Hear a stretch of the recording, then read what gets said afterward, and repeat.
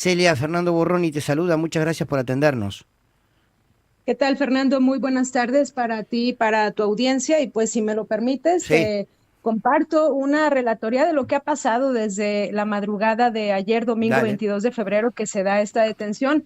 Pues hemos vivido una jornada de más de 15 horas con violencia, pánico, narcobloqueos y quemas de comercio y sucursales del Banco del Bienestar, que es el Banco del Estado mexicano.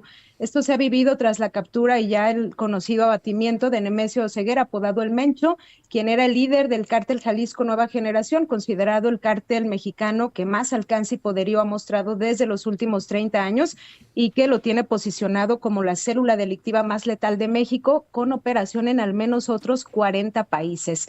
Desde la madrugada de ayer que inició este operativo en Tapalpa, una zona de la Sierra Sur de Jalisco, por buena parte del territorio se activó la respuesta de grupos delictivos con más de 60 puntos de Ujú. bloqueos en vías urbanas y carreteras. Obviamente esto provocó pues caos y pánico entre la población y también la cancelación de vuelos en Puerto Vallarta, el principal puerto turístico de la región, y también el ataque directo a bases militares con un saldo de al menos 25 agentes del ejército mexicano abatidos y dos más de la Fiscalía Estatal de Jalisco. Este operativo de la captura de Nemesio, ya sabemos, fue orquestado por las fuerzas federales, pero con apoyo de la inteligencia estadounidense, toda vez que el presidente Donald Trump pues ya había presionado varias Ujú. veces al gobierno mexicano por la captura de este sujeto, por el que desde el 2018 ofrecían 15 millones de dólares a quien aportara información para su captura, y quien lideraba este grupo criminal considerado por el gobierno de Donald Trump como un grupo terrorista. Obviamente esta situación pues derivó en la brutal y amplia respuesta de este grupo delictivo con entrenamiento paramilitar y con un brazo armado bastante violento, Sí. que generó incluso pues bloqueos en 20 estados de las 32 entidades federativas de aquí de México, siendo por supuesto Jalisco el más afectado por estas Ahora, represalias criminales. sí. Ajá, dime. Celia, no, te decía, estaba escuchando atentamente, ¿qué nos puedes contar del cartel de Jalisco? Porque uno, las imágenes que llegan de aquí, y no siempre tenemos toda la información tan clara como vos nos estás dando, pero vemos que casi parece un ejército. ¿Qué nos puedes contar de este Lo es. cartel? Lo es. Mm. Sí, sí, el cártel Jalisco es considerado el más letal de México. Te digo que ha diversificado sus operaciones criminales, no solo en la fabricación y venta de metanfetaminas, sino también pues en múltiples negocios legales e ilegales que le han servido pues como plataforma de lavado de dinero. Te cuento que tiene operaciones, por ejemplo, en sector turístico, en sectores inmobiliarios, en Ah, sectores ganaderos.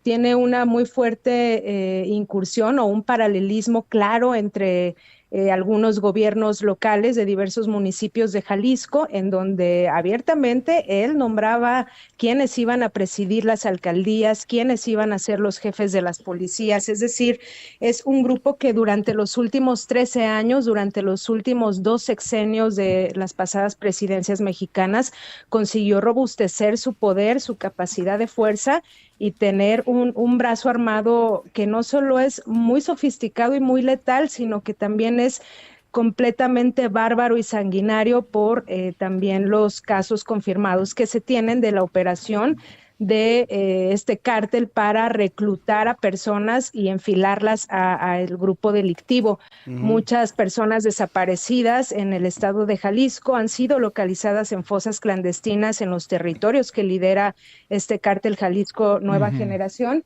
Y esta es la tercera ocasión que el gobierno mexicano lo intenta apresar. Aquí sí vale la de la tercera fue la vencida. En Claro. 2012 fue su primer intento de detención en el final del sexenio de Felipe Calderón, el panista que decretó la lucha contra el crimen y que fue el que inició esta guerra sanguinaria entre grupos Qué bárbaro. delictivos, Ujú. ya con Ujú. afectaciones directas a la sociedad civil. Para el 2015 mostró su poderío cuando tuvo otro segundo intento de detención, y esta ocasión con un lanzacohetes de origen ruso derriba una aeronave, un helicóptero del ejército mexicano, matando al menos a 10 agentes de las Claro. fuerzas federales. Celia, Este hecho pues lo catapultó como Ujú. eso, ¿no? Grupo fuertemente Claro. armado, ujú, y desde entonces a la fecha es que pues se consigue nuevamente, bueno, se consigue ahora sí su detención, su abatimiento, y sucede pues en una región que entre voces se sabía que era pues la zona de control y de operación y de vivienda y de escondite de este capo mexicano, pues al que se le Claro. adjudican Celia, estas operaciones internacionales. ¿cómo estás? Marco Cittadini te saluda. ¿Qué Buenas tal, tardes. Te quería preguntar por lo que viene, ¿no? Obviamente, porque se habla mucho acerca de una sucesión. Uno sabe que eso nunca, jamás es de modo pacífico, por supuesto. Entonces, la pregunta es si esto puede llegar a generar efectivamente un avance para controlar el narcotráfico en el país, o al revés, o se puede llegar a generar un descontrol, como lo que hemos visto en las últimas horas o días, ¿no?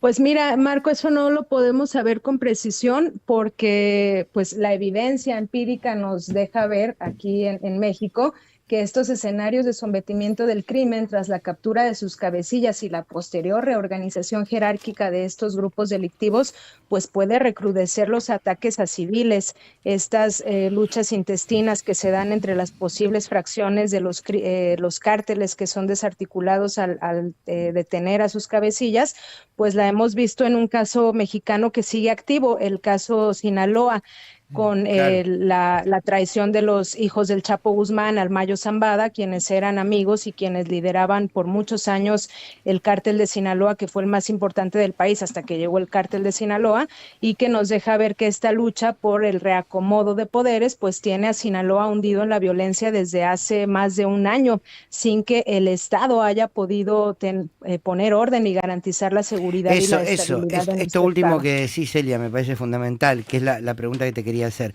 La sensación que uno tiene desde aquí, y seguramente no le pasa solamente a México, lamentablemente también le ha pasado a Colombia y otros, es que es tal el poderío de estos carteles, porque creo que también en México existe el cartel del Golfo, el cartel Pacífico, Así es. que ya cualquiera sea el gobierno, de cualquier ideología política, en realidad tiene que sentarse a hacer un tipo de acuerdo, porque vencer lo que parece hasta el momento es que no se los puede vencer.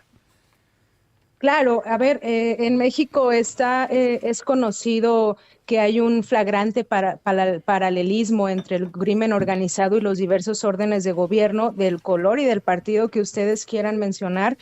Todos se sientan a negociar con el crimen organizado. Para muestra tenemos a varios alcaldes detenidos en el país por la comprobación que se les ha hecho de sus vínculos con el crimen organizado, exgobernadores encarcelados o asesinados, los testimonios velados de que incluso se sientan en la presidencia para pactar esta pues Pax Narca que opera en México desde al menos el 2012 y que pues es sabido que pues el éxito de este operativo y de su posterior pacificación o neutralización de este violento grupo delictivo, pues tendrá que ver o estará relacionado con lo que también se pueda negociar con las autoridades gubernamentales del país. A ver, Claro. es una realidad que no se puede tapar con una mano y para ejemplo, pues lo que sucede en Sinaloa y lo que hemos visto pues en otros casos de América Latina en donde hay un fuerte control del crimen organizado, incursionando en diversas formas y actividades económicas, empresariales y gubernamentales. Clarísimo, Celia, ha sido muy clara, te lo agradezco mucho este rato con la audiencia argentina y bueno, que llegue a ver, no termina siendo paz del todo, pero por lo menos que terminen estos hechos de violencia que tanto nos impactan allí en Jalisco. Te mando un fuerte abrazo y muchísimas gracias. Te agradezco mucho, bonita tarde. Igual. Celia Niño, colega de Jalisco allí en México.